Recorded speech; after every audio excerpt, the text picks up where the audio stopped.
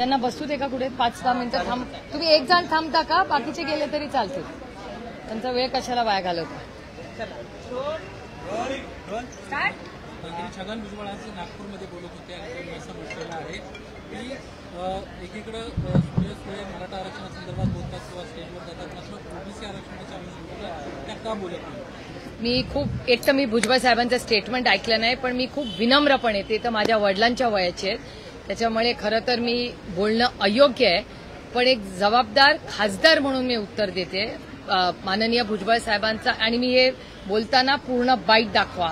माझी विनंती आहे सगळ्यांना की मी आदरणीय माननीय भुजबळ साहेबांचा सगळा मान ठेवून, जे माझ्या वडिलांच्या जागेवर आहेत, माझ्या वडिलांच्या वयाच्या ग्रहस्थाबद्दल खरं तर मी बोलणं योग्य नाही, पण एक खासदार म्हणून माझी ही नैतिक जबाबदारी आहे की पार्लमेंटमध्ये आरक्षणाची मागणी किंवा निर्णय कुठे होतो, तो कॅबिनेटमध्ये होतो, असेंब्ली नाही तर पार्लमेंटमध्ये होतो. पार्लमेंटमध्ये बारामती लोकसभा मतदारसंघाच्या लोकांनी जेव्हा मला निवडून दिलंय, 4 वेळा निवडून दिलंय, मराठा, धनगर, लिंगायत, मुस्लिम आणि समाजातल्या ज्या ज्या घटकांनी आरक्षणाची मागणी केली आहे, तुम्ही डेटा काढून बघा. मी फक्त प्रेस कॉन्फरन्सेसमध्ये बोलत नाही आरक्षणाबद्दल, मी ऑन रेकॉर्ड या देशातली सगळ्यात उच्च जी आहे जागा हक्क मागण्याची, ती या देशाचं पार्लमेंट आहे. त्या पार्लमेंटमध्ये, त्या संसद भवनमध्ये मी धनगर, मराठा, लिंगायत, मुस्लिम ज्या ज्या समाजांच्या मागण्या आहेत त्या मांडलेल्या आहेत. आणि एक वेळा नाही, अनेक वेळा, म्हणजे अनेक वेळा भाषणाला मी उठले की अनेक समोरच्या बाकावरचे लोक म्हणतात आता ही परत तोच मुद्दा मांडणार. हा परत मुद्दा मांडायचा नाही. त्या समाजांना न्याय नाही मिळाला. आणि जर कुणालाही माझ्या भाषणांचा डेटा हवा असेल तर तो डेटा मी पूर्णपणे तुम्हाला देऊ शकते की किती वेळा मी स्वतः मराठा, धनगर, लिंगायत, मुस्लिम अनेक छोटे मोठे समाज आहेत ज्यांना काही वेगळ्या वेगळ्या मागण्या आहेत. ह्या महाराष्ट्रातून सगळ्यात जास्त आरक्षणवर भाषण करणारं कोण असेल तर त्या व्यक्तीचं नाव सुप्रिया सुळे. आणि मी हे डेटा ड्रिव्हन तुम्हाला सांगते आणि तो सगळा डेटा माझ्या मोबाईलमध्ये, माझ्या सगळ्या सोशल मीडिया प्लॅटफॉर्म्सवर आहे. कुणालाही तो हवा असेल तर मी पारदर्शकपणे तुम्हाला मांडीन. आणि त्यातूनही कुणाला अजून काही ऑब्जेक्शन्स असतील तर तुम्ही म्हणाल ती जागा, तुम्ही म्हणाल ती वेळ, कोणाही व्यक्तीबद्दल मी कुठल्याही व्यक्तीला कधीही या विषयावर मी चर्चा करायला माझी पूर्ण तयारी आहे. परंतु एकूणच ओबीसी आरक्षणावर काय आपल्या पक्षाचं म्हणणं आहे? कारण मराठा समाजाला आरक्षण मिळतं त्यावर तुम्ही बोलता असं म्हणतात, पण ओबीसीबद्दल तुम्ही बोलत नाही असं ते म्हणाले. आता भुजबळ साहेब असं का म्हणले मला माहिती नाही, कदाचित त्यांनी माझे व्हिडिओज पाहिले नसतील. आणि मी पार्लमेंटमध्ये बोलले, इथे तिथे नाही, मी नुसत्या प्रेस कॉन्फरन्सेसमध्ये बोललेले नाही, मी ऑन रेकॉर्ड पार्लमेंटमध्ये बोलले. आणि ह्या देशात सगळ्यात मोठे निर्णय जे होतात ते अजून तरी पार्लमेंटमध्येच होतात. त्याच्यामुळे त्या पार्लमेंटमध्ये मी आरक्षणाबद्दल सविस्तर बोललेले आहे. आणि खूप विनम्रपणे, म्हणजे मी हात जोडून खूप विनम्रपणे म्हणते की ह्याच भुजबळ साहेबांनी तेव्हा शिवसेना सोडून राष्ट्रवादीत का आले हे त्यांचं स्पष्टीकरण तुमच्याच चॅनलवर त्यांनी सांगितलेलं आहे. त्याच्यामुळे वेगळं मला काही बरे, ते माझ्यापेक्षा वयानी, कर्तृत्वानी सगळ्यांनीच मोठे आहेत. त्याच्यामुळे मी फार काही बोलणार नाही. पण वास्तव काय आहे आणि ते डेटा ड्रिव्हन आहे. आणि हा डेटा मी सगळा तुम्ही म्हणाल तिथे ज्याला पाहिजे त्याला देऊ शकतो.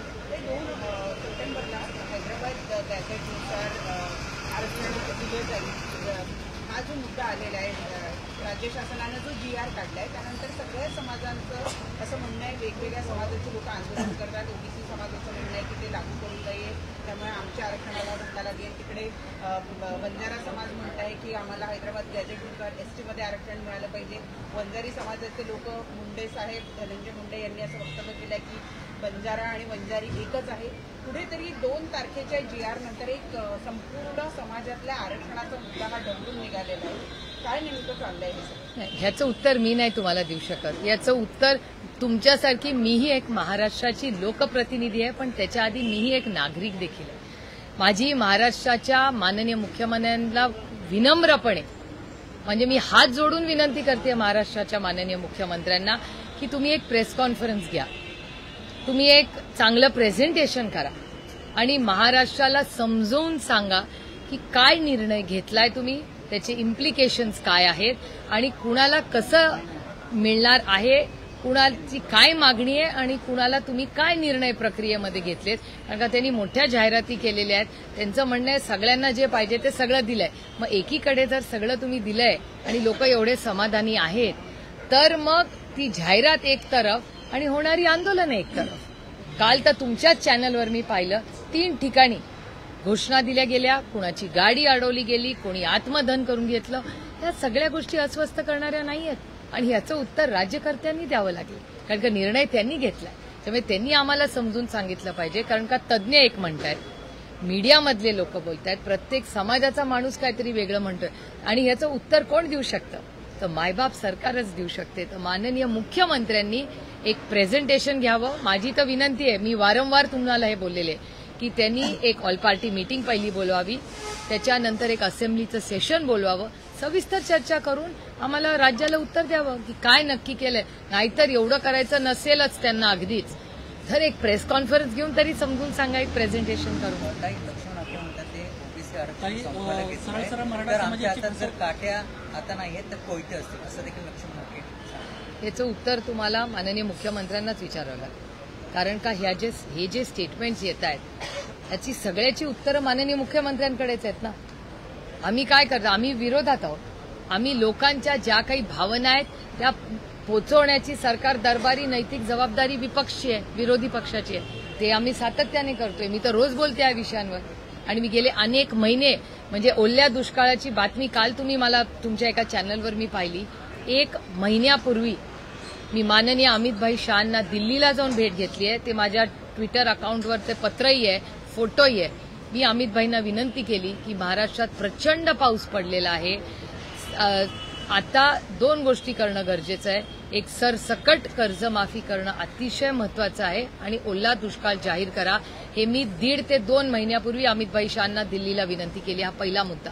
आणि म्हणजे जसा हा मुद्दा आहे तसंच आरक्षणाच्या बाबतीत सातत्याने मी विनंती करते आणि हे आंदोलन व्हायच्या आधी पण मी बोललेले. हे का मी ह्या टर्ममध्ये आरक्षणाबद्दल बोलले नाही, मी मागच्या टर्ममध्येही बोललेले की धनगर समाजाची जी मागणी आहे, मराठा समाजाची जी मागणी आहे, लिंगायत समाजाची जी मागणी आहे, आता बंजारा समाजाच्या जे काही प्रश्न आता तुमच्या चॅनलवर दिसत आहेत, मुस्लिम समाजाचे, सगळ्या समाजांचे जे काही कॉम्प्रिहेन्सिव्ह बिल आणा. माझं भाषण काढून बघू शकता तुम्ही. मी तारीख वाईज किती वेळा ह्याच्यावर बोलले की एक एक करू नका. एक मोठं देशात एवढी मोठा मॅन्डेट आहे या सरकारला.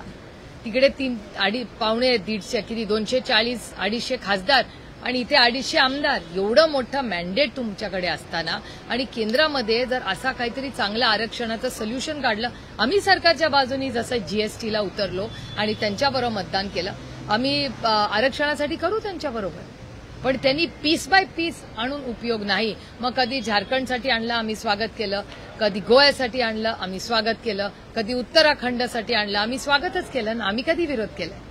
तर तुम्ही महाराष्ट्रासाठी आणि भारतासाठी एक कॉम्प्रिहेन्सिव्ह लेजिस्लेशन का नाही आणत?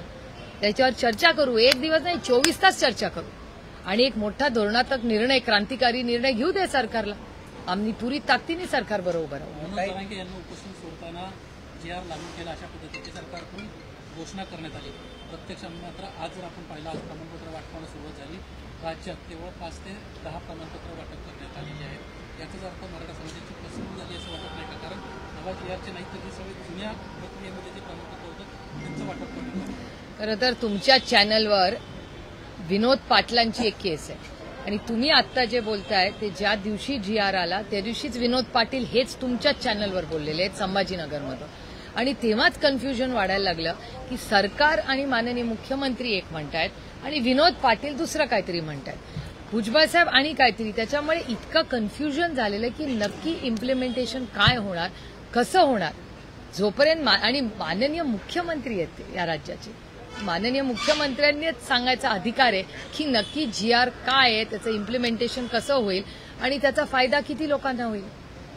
राहुल गांधी पत्रकार परिषदेत सॉफ्टवेअरचा वापर करत हजारो मतदार हे यादीतून हटवला आणि त्यासाठी जो मोबाईल नंबर वापरण्यात आला तो कर्नाटकाचा. मी ती सगळी प्रेस कॉन्फरन्स पाहिली राहुलजींची. एक गोष्ट आपण सगळ्यांनीच मान्य केली पाहिजे की हा सगळी जी माहिती डेटा ड्रिव्हन आहे. म्हणजे हे नेहमीप्रमाणेचे आमच्यावर जसे खोटे नाटे आरोप केले जातात ते आपले इलेक्शनमध्ये आरोप येतात आणि मग ते गायब होतात आणि ज्यांच्यावरती इलेक्शन वर सिरियस होतं आणि ज्यांच्यावर ईडी सीबीआय वगैरे होते ते वॉशिंग मशीनचा एक ऑप्शन असतो. त्यामुळे हे दोन ऑप्शन्स या राज्यात आणि देशात आपण सगळ्यांनी गेल्या 11 वर्षात पाहिलेत. ही एक बाजू. दुसरी बाजू अशी की हे नवीनच झालेलं आहे. आपण सगळ्यांनी जर कोल्हापूरमधून आदरणीय पवार साहेबांनी केलेलं जे स्टेटमेंट आहे हे तुमच्या सगळ्यांनी आज सकाळी दाखवलं. याबद्दल मी तुमचे मनापासून आभार मानते. पण त्याच्यात पवार साहेबांनी 2 अतिशय महत्वाच्या गोष्टी बोललेल्या आहेत. एक ते म्हणलेले आहेत की ह्या सगळ्यामध्ये इलेक्शन कमिशननी ह्याच्यात इंटरव्हेन्शन केलं पाहिजे आणि लोकांमध्ये आत्मविश्वास वाढवला पाहिजे की हे प्रॉब्लेमॅटिक झालं असेल तर ते करेक्ट करा.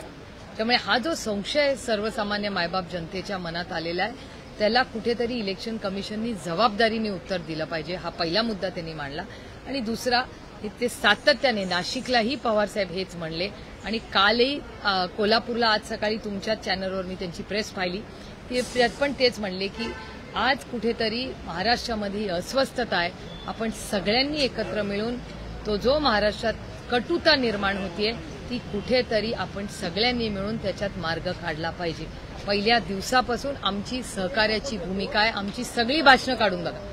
मी सातत्याने माननीय मुख्यमंत्र्यांना गेले अनेक आठवडे विनंती करते की तुम्ही एक ऑल पार्टी मीटिंग बोलवा, तुम्ही असेंब्लीचं सेशन घ्या आणि नुसत्या आरक्षणावर तर घ्याच पण त्याच्याबरोबर महाराष्ट्राच्या आर्थिक परिस्थितीवरही घ्या कारण का तीही चिंताजनक आहे. म्हणजे एकीकडे शेतकरी प्रचंड अडचणीत आहे. ओला दुष्काळ जाहीर झालाच पाहिजे, सरसकट कर्जमाफी झालीच पाहिजे. त्याबरोबर आरक्षणात नक्की काय तुम्ही निर्णय घेतलेत ह्याची माहिती तमाम महाराष्ट्रातल्या मायबाप जनतेला कळलीच पाहिजे. आणि तिसरी महाराष्ट्रातली आर्थिक परिस्थिती ही अतिशय गंभीर आहे. हे मी म्हणत नाहीये, हे वर्तमानपत्रात आलेला सगळा डेटा आणि चॅनलचा सगळा डेटा बनतो. त्याच्यामुळे हे 3 खूप मोठी आव्हानं आज राज्याच्या समोर आहे. पुण्याच्या सुरक्षेचा मुद्दा जो होता सातत्याने समोर येते.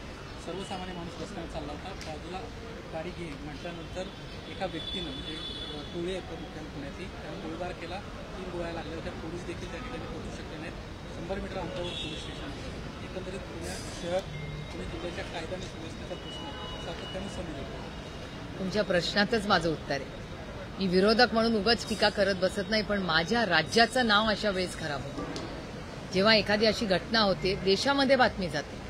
आणि ही गोष्ट खरी आहे की लोक विश्वासाच्या नात्याने देशातून मुलं शिक्षणासाठी तुमच्या आणि माझ्या पुण्यात पाठवतात. शिक्षणाचं माहेर घर म्हणून पुण्याची ओळख आहे आणि आपल्या सगळ्यांवर झालेले संस्कार आहेत की वाघिणीचं दूध म्हणजे शिक्षण आहे. जे एकीकडे आपण छत्रपतींचं नाव घेतो, शाहू फुले आंबेडकरांचं नाव घेऊन हे सरकार चालवतात आणि एकीकडे न स्कॉलरशिपचे पैसे ते मुलांना देत आहेत, न सुरक्षितता पुण्यासारख्या शहरात. आणि हा डेटा माझा नाही, हा डेटा तुमचा आणि भारत सरकारचा आहे. भारत सरकारचा डेटा सांगतो की महाराष्ट्रात क्राईम वाढलेला आहे. हा माझा डेटा नाही आणि त्यांच्याच विचाराचं सरकार महाराष्ट्रात आणि दिल्लीत आहे. त्यामुळे त्यांचा स्वतःचा डेटा सांगतो की महाराष्ट्रात क्राईम वाढलेला आहे आणि पुणे जिल्ह्यात तो वाढलेला आहे. हा आरोप नाहीये, हे डेटा ड्रिव्हन माहिती मी तुम्हाला देते. मराठी झालं का सगळं? शहाडमध्ये सुद्धा जे आहे ते शिंदे आणि भाजपच्या गटामध्ये राडा पाहायला मिळाला आहे. निवडणुकीच्या तोंडावरती म्हणजे माहितीच्या कार्यकर्त्यांमध्ये हा राडा पाहायला मिळतो असं म्हणूया. एक तर बघ, मला तो शब्दच ऑब्जेक्शनल आहे. एकतर म्हणजे मी तो शब्द वापरतच नाही एकतर. आणि माझी सगळ्या माध्यमांना विनंती आहे, म्हणजे हा एक थोडासा वेगळा विषय की तुम्हीही शब्द जेव्हा चॅनल्सवर लावताना तेव्हा थोडासा विचार करून लावा, अशी एक आई म्हणून माझी विनम्र विनंती आहे. माझी भाषा ही फक्त दूरदर्शन आणि times of India, Maharashtra times, Loksatta वाचून माझी सुधारली. आमच्यावर असे संस्कार झाले की वाचन करा म्हणजे भाषा चांगली येते. त्यामुळे माझी विनंती आहे की तुम्ही त्याला भांडण म्हणा, मतभेद म्हणा, माझी ही विनंती एक आई म्हणून आहे, लोकप्रतिनिधी म्हणून फक्त नाही. पण हे जे ज्या पद्धतीने या महाराष्ट्रामध्ये या सरकारमध्ये जे मतभेद बाहेर येत आहेत, हे मी विरोधक म्हणून म्हणत नाही पण महाराष्ट्राच्या संस्कृतीला न शोभणारे आहेत. घरं फोडली आमची म्हणजे पक्षही फोडली. आमच्या केसेस आजही चाललेल्या आहेत. आमच्यावर अन्याय झालाय का? तो हो झालेला आहे, काय वादच नाही. पण अशा परिस्थितीत ज्या टोकाची भूमिका घेऊन आमची घरं आणि पक्ष फोडले आणि आता त्यांचे ज्या पद्धतीने वाद होत आहेत, ह्याच्यात नुकसान फक्त आणि फक्त सर्वसामान्य मायबाप जनता आणि महाराष्ट्राचं होतंय, आर्थिक, राजकीय आणि सामाजिक. वर्षा निवासस्थानातील एक निवेदन सध्या व्हायरल झालं. सगळ्याच ठिकाणी महाविकास आघाडीमधून लढता येणार नाही याचा अर्थ तुम्ही सगळे स्वतंत्र लढणार. तुम्हाला आठवत असेल की जेव्हा काँग्रेस आणि राष्ट्रवादी काँग्रेस एक होते ना, आमची आघाडी होती, तेव्हा सगळी इलेक्शन्स आम्ही एकत्र नाही लढायचो. त्यामुळे तेव्हा प्रत्येक जण, आणि हे कार्यकर्त्यांचं इलेक्शन आहे, प्रत्येक कार्यकर्त्याला इच्छा असते आपण लढावं. त्याच्यामुळे त्या त्या भागांमध्ये तिथलं स्थानिक नेतृत्व ठरेल की आघाडी करायची का नाही. आणि काँग्रेस आणि राष्ट्रवादी एक असताना तेव्हा आम्ही किती वेळा वेगळे लढलेलोच आहोत ना. पुण्याला जिल्हा परिषद कधी आम्ही इतक्या वर्षात एकत्र लढलोय? वेगळेच लढलो. टेंडरचे डॉक्युमेंट सध्या प्रचंड व्हायरल झाले, त्यामध्ये प्रतिष्ठान वन ॲट अ टाइम. टेंडरचे एक डॉक्युमेंट सध्या प्रचंड व्हायरल झाले, त्याच्यामध्ये वर्षा निवासस्थानामधल्या काही कामाचं कागद संग्रहितोय. बेडसाठी, डबल बेडसाठी 20 लाखांचा खर्च, तर किचन दुरुस्तीसाठी जवळपास 19 म्हणजे 20 लाखांचा खर्च आहे. 40 लाखांपेक्षा सुद्धा जास्त खर्च त्या ठिकाणी त्या निविदेमध्ये देण्यात आल्याचं सांगतो. हेच 40 लाख रुपये जर आमच्या शेतकऱ्यांना दिले असते ना, तर कदाचित आमच्या शेतकऱ्यांनी एवढ्या आत्महत्या केल्या नसत्या. त्यांचे तर काही हजार रुपयाची देणी असतात. त्यांच्या ह्या दुर्दैव या सरकारचं की 40 लाख रुपयाचं रेनोव्हेशन ते करतात. आणि हे तर छोटंच रेनोव्हेशन आहे. सगळ्यांची ऑफिसेसचं जर काढलं ना आणि घरांची रेनोव्हेशन, तर ते करोडो रुपयात असते.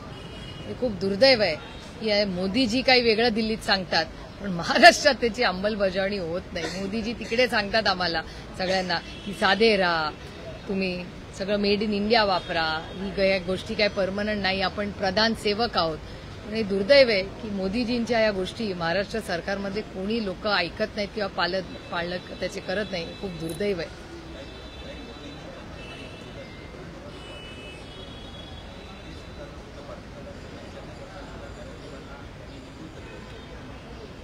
त्याचं उत्तर येणार आहेत 30 तारखेला. विचारा, 30 तारखेला माझ्याच मतदारसंघात येणार आहेत.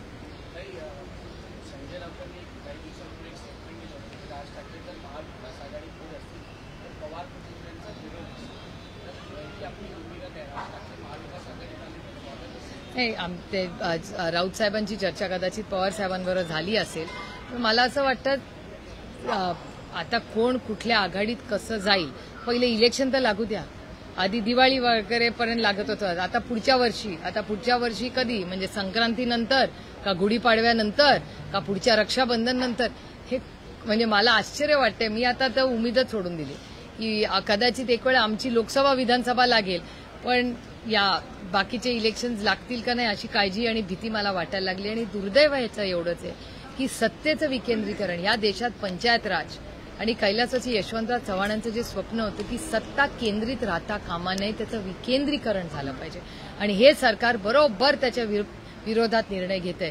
सत्ता केंद्रितच राहतेय. जो माणूस रोज तुमच्या सुखदुःखात असतो, तुमचा नगरसेवक असेल, तुमच्या पंचायत समिती मेंबर असेल, तुमचा जिल्हा परिषद मेंबर असेल, या सगळ्यांचे इलेक्शन गेले किती 3-4 वर्ष झाली. आता खूप दुर्दैव आहे की सत्ता सगळी केंद्रित व्हायला लागली आहे महाराष्ट्रामध्ये. त्याचं विकेंद्रीकरण होणं बंद झालं. मुंबईचा महापौर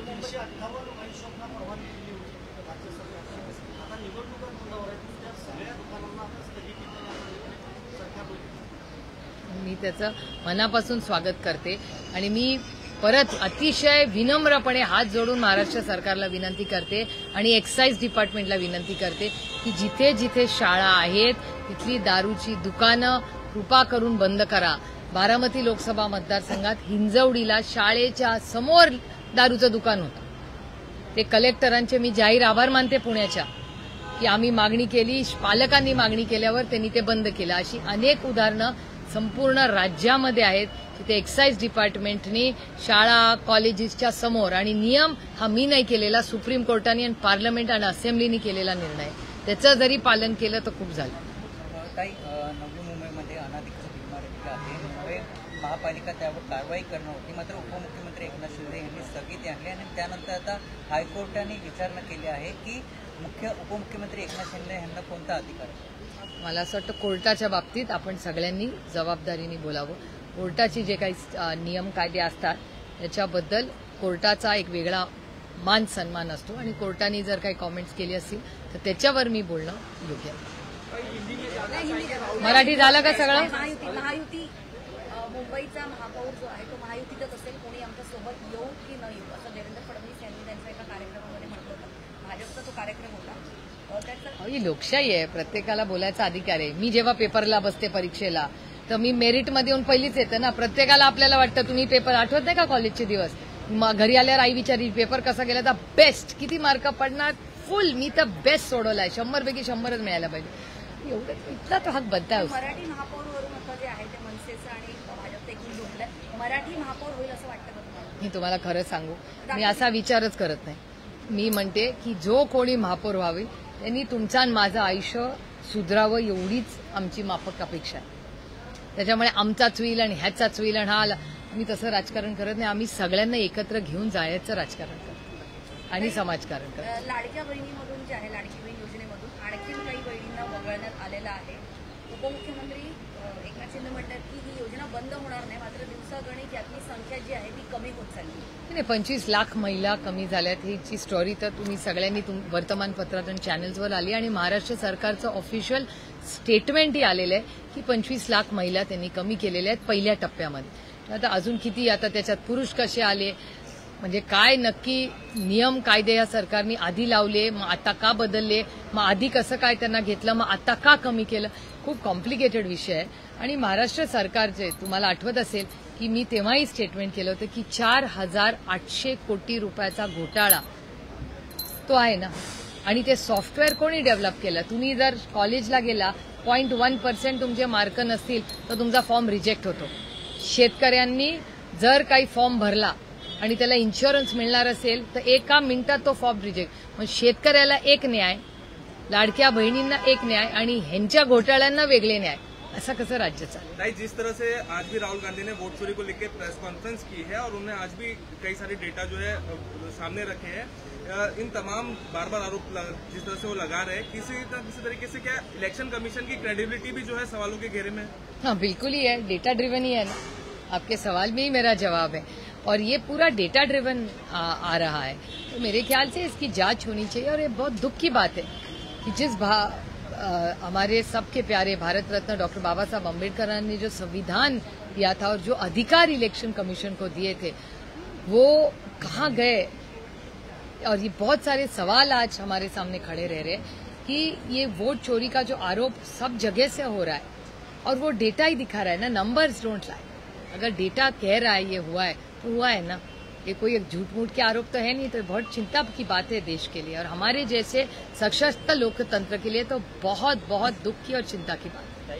कई सारे सांसद हो या कई सारे विधायक हो वो लगातार कह रहे हैं कि उनके भी कॉन्स्टिट्यूंसी में इस तरह की वोट चोरी हुई है. अरे मैं तो कह रही हूँ कि मेरे निर्वाचन क्षेत्र से ही आप शुरू करिए. अमोल दादा और मैं हम दोनों जीत के आए शिरूर और बारामती से. हमारी तो विनती है हम जीते तो भी हमारे से इंक्वायरी शुरू करो, क्योंकि इस देश में कॉपी करके पास होना नहीं है. हमको मेरिट में पढ़ाई करके मेहनत करके पास होना है. हम कॉपी करने वाले नहीं है. तो जरूर मैं तो कह रही हूँ हम सबकी करें. हम विपक्ष में तो क्या हुआ और चुन के आए तो क्या हुआ. ऐसा नहीं है कि जब हारेंगे तभी कहेंगे इंक्वायरी करो. और अमोल दादा और मैंने बहुत बार कहा है कि भैया हमसे ही शुरुआत करिए. कई सत्ता पक्ष के नेताओं का ये भी कहना है कि जब लोकसभा के चुनाव हुए थे तब विपक्ष ने इतने सवाल नहीं खड़े किए थे क्योंकि उनके सांसद चुनकर आए थे, लेकिन जब विधानसभा के चुनाव हुए और जब वो हारते हैं तब वो कहीं ना कहीं सवाल खड़े कर रहे हैं.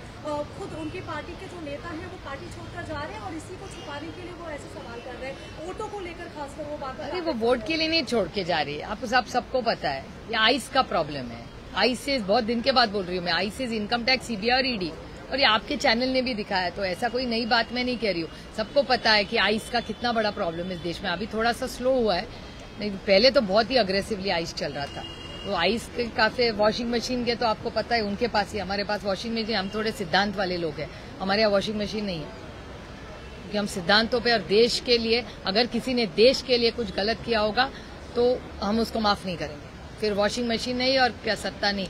सत्ता गई तो भी बेहतर, लेकिन देश से गद्दारी नहीं करेंगे आप. और आप जो कह रही है कि वो सब जो भी आरोप प्रत्यारोप है उतना तो हक बनता है ना उनको, लेकिन डेटा तो झूठ नहीं बोलता. Numbers don't lie.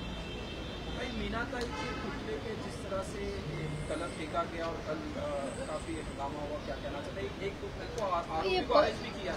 ये बहुत दुख की बात है. ऐसी चीजें होनी नहीं, कोई भी हो इस पे ऐसे हल्ला नहीं होना चाहिए. उसका ये बहुत गलत बात हुई है और ऐसी चीजें ना हो इसके लिए हम सब ने खबरदारी लेनी चाहिए. और मेरी विनती है कि इन सारे जो हमारे प्यारे लोग सब जो है जिनके पुतले बनाए वहाँ CCTV कैमरा ही रखना चाहिए, तो ये पूरा मॉनिटर होए। बीएमसी चुनाव में क्या सारे विपक्ष एक साथ रहेंगे या अलग अलग लड़ेंगे? मन से भी आप शिवसेना युवती के साथ में एक तो पहले इलेक्शन तो ले, पहले इलेक्शन तो हो, इलेक्शन हो तो बात करेंगे ना। इलेक्शन का ना आता है ना पता है। मैम, महाराष्ट्र में अगर बात करें तो खेती किसानी एक ऐसा विषय है जिसको लेकर के सरकारें या नेता जो है वो बहुत कम बात करते हैं। इसके बारे में किसानों को लेकर, किसानों को लेकर कम बात करते हैं हम, सरकार कम बात करती है। कम बात करते हैं। इन सबके बीच महाराष्ट्र में जो सुसाइड का आंकड़ा है वो बढ़ते जा रहा है, और इस बार जो खबर आई है वो संभाजी नगर से है, जहां पर एक किसान ने सरकारी प्रेशर के वजह से, सरकारी बाबुओं के प्रेशर के वजह से जो है वो सुसाइड कर लिया। इन सारी घटनाओं को कैसे देखती हैं आप? क्या सरकार राज्य के किसानों के प्रति असंवेदनशील हो गई है? हाँ बिल्कुल, ये सरकार असंवेदनशील है ही। तो न किसानों के बारे में है, बच्चों के बारे में है, शिक्षा के बारे में है, आरोग्य सेवा के बारे में है। आपने देखा जल जीवन मिशन का भी इश्यू के लिए असंवेदनशील है, और हमारे टीचर्स ने भी सुसाइड किए उसी मराठवाड़ा से जिसका आप उल्लेख कर रहे हैं आज। तो मेरे ख्याल से ये सरकार सिर्फ घर तोड़ो, पार्टी तोड़ो और कुछ भी करके सत्ता में आए और बड़े बड़े कॉन्ट्रैक्ट प्रोजेक्ट्स ही करे, इतना ही काम ये सरकार करती है। ये बहुत दुख की बात है कि बड़ा असंवेदनशील ये महाराष्ट्र की सरकार है, और इन्होंने कहा था कि किसानों का ऋण माफ करेंगे जब सत्ता में आएंगे। सत्ता में आके अब 1 साल होने आया, कौन सा ऋण इन्होंने माफ किया है कि कौन से किसान को न्याय दिया? और इसी कैबिनेट के एक मंत्री है मकरंद आबा पाटिल, उनका ही स्टेटमेंट है असेंबली में कि जनवरी से अभी तक हर 3 घंटे महाराष्ट्र में हर 3 घंटे एक किसान आत्महत्या करता है। ये बहुत दुख की बात है, और इसीलिए हम बड़ी विनम्रता से, आप नासिक शायद नहीं देखी हमारी स्टोरी, नासिक में सबसे बड़ा आंदोलन हमने खड़ा किया है। ये राजनीति की बात नहीं है, इंसानियत की बात है। जो आप और मेरे अनाज बोता है, इतनी मेहनत करता है, उसके लिए न्याय देना ये हम सबकी जिम्मेदारी है। और जिस तरह से ना किसानों को भाव मिल रहा है, ना दूध का हो रहा है, ना प्याज का, आप देख रहे क्या हो रहा है। तो इसमें पूरा जो किसान है वो बहुत बहुत ऐसे जगह पे आज खड़ा है, इसीलिए वो शायद इस तरह से जो आत्महत्या हो रही है, जो बढ़ रही है, उसका एक ही हल है कि इनकी पूरी उनका ऋण माफ किया जाए और नए तरीके से उनको ऋण दिया जाए। I'll give the reply. This government is absolutely insensitive. It has completely failed in several policies, including agriculture.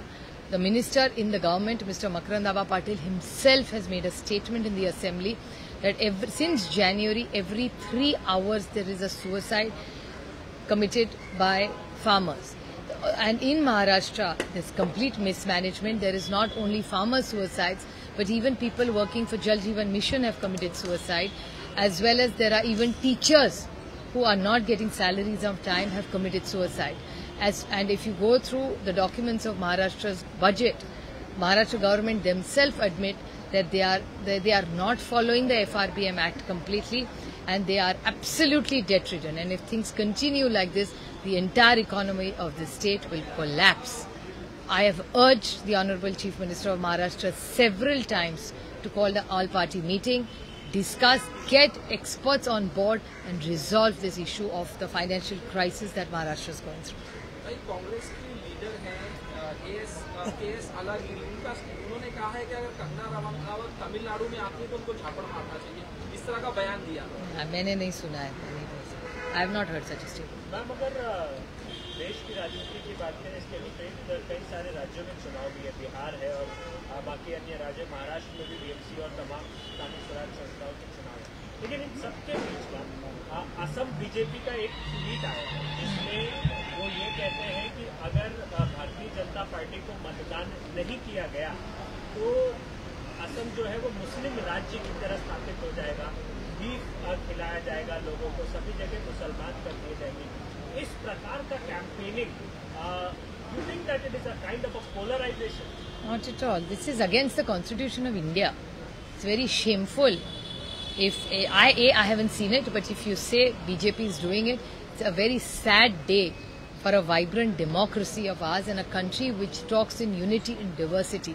This is not what Mahatma Gandhi ji fought for, or our forefathers fought for. We fought for a united India, and we are very proud Indians. If what you are saying is true, it's very, very unfortunate, and I condemn any such statement. इसी सवाल को थोड़ा आगे बढ़ाएंगे। अमित साटम जो अभी नए भाजपा मुंबई अध्यक्ष है, उन्होंने भी इसी तरह का बयान बीते 2 दिन पहले दिया। उन्होंने कहा कि अगर युवाटा और बाकी विपक्षी पार्टियों के हाथ में सरकार जाएगी तो कोई खान जो है मुंबई का मेयर बनेगा।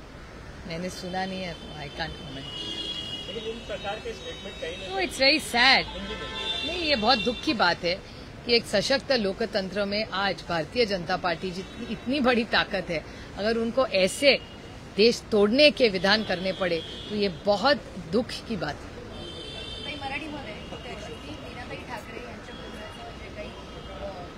जी काय झाली गोष्ट ही अतिशय दुर्दैवी आहे। मी स्वतःही त्याच्याबद्दल ट्विटही केलेलं आहे, माहितीही घेतलेली आहे। मला असं वाटतं ह्या सगळ्या आपल्या श्रद्धेची स्थान असतात, तिथे तातडीने बीएमसीनी कॅमेरे लावले पाहिजेत आणि तिथली सुरक्षितता किंवा तिथे एक जाग तरी ठेवली पाहिजे, म्हणजे अशा काही गोष्टी होणार नाहीत। कारण का हे सगळ्या गोष्टी श्रद्धेच्या असतात, त्यामुळे त्याचा कोणीही त्याचा अपमान करू नये अशी माझी विनम्र विनंती आहे। या याच्यामध्ये अटक करण्यात आली एका आरोपीला आणि त्याचं म्हणणं आहे की संपत्तीच्या म्हणजे उद्धव ठाकरे यांचा जो कार्यकर्ता त्यांचा चुलत भाऊ आहे आणि संपत्तीच्या वादातून हे कृत्य केलं। माहिती नाही, या आत्ता तर बातमी येते, ती खरं खोटं कोणाला माहिती। पोलिसला स्टेटमेंट करू दे ना, मग बघू काय करायचं। मराठीमध्ये डॉक्टरांकडनं आज जो आहे महाराष्ट्रातले डॉक्टर जे आहेत ते संपावरती गेलेले आहेत, कसं बघता की एकतर माझी डॉक्टरांना विनम्र विनंती आहे की त्याच्यात सरकारचा निर्णय, माझी खूप विनम्र विनंती आहे डॉक्टरांना की तुम्ही प्लीज पेशंट्सला वेटीस धरू नका, कारण त्याच्यात त्या पेशंटची बिचाराची काय चूक। महाराष्ट्राचं सरकारचं धोरण जर काही तुम्हाला बदलून हवं असेल तर तुम्ही प्लीज आमच्या पेशंट्सला वेटीस धरू नका, तुम्ही सरकारला जाब विचारा।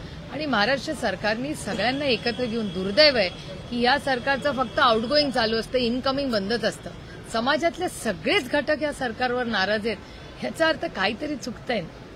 हिंदी में यही सवाल करना चाहूंगी क्योंकि आज महाराष्ट्र के अलग अलग मैं बड़ी विनम्रता से हर डॉक्टर जो आज आंदोलन करना है उनको बड़ी विनम्रता से विनती करना चाहती हूँ कि इसमें पेशेंट की कोई गलती नहीं है। हम डॉक्टर को भगवान मानने वाले लोग हैं और ये गलती बेचारे पेशेंट की है ही नहीं।